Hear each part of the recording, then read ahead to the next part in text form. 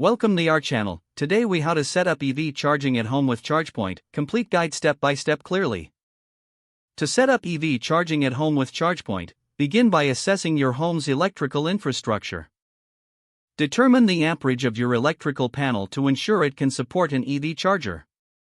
Research local building codes and regulations regarding EV charger installation. Select a suitable location for your charger, ideally near where you park your electric vehicle.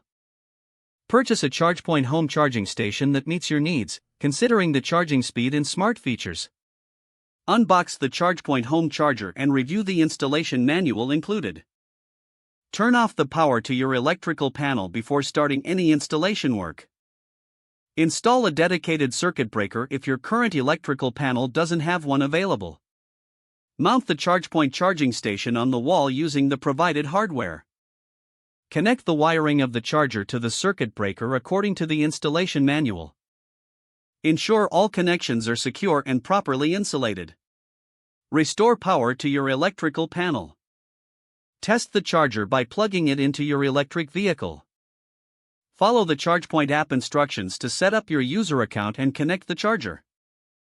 Configure any desired settings within the app, such as charging schedules or notifications. Monitor your charging sessions through the app for efficiency and tracking. Enjoy the convenience of charging your electric vehicle at home with your new ChargePoint installation.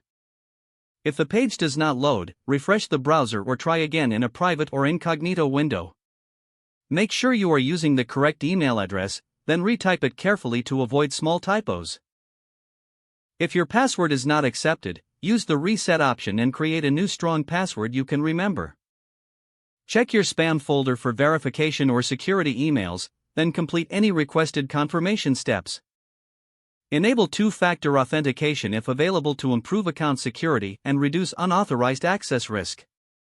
After signing in, review your profile details so your contact information and settings are accurate and current. If you see an error message, note it down and try again after restarting your device and internet connection.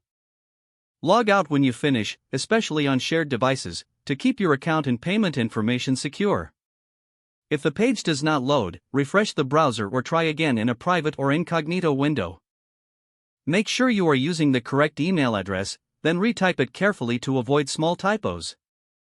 If your password is not accepted, use the reset option and create a new strong password you can remember.